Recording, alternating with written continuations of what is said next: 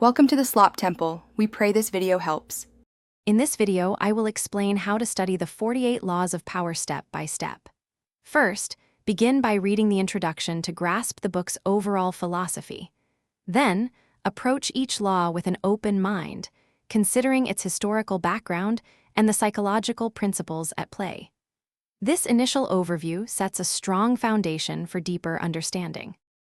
For each of the 48 laws, dedicate time to thoroughly read its description and the accompanying historical anecdotes. Pay close attention to the transgression and observance sections, as these illustrate the practical outcomes. Think about how these principles have played out in situations you've observed or experienced. After understanding a law, actively reflect on its relevance to your own life and interactions.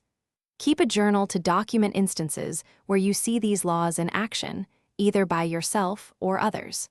Discussing your insights with a trusted friend can also deepen your comprehension and help you consider different perspectives. To truly master these laws, consistent review is key. Revisit the book periodically, perhaps focusing on a few laws each week.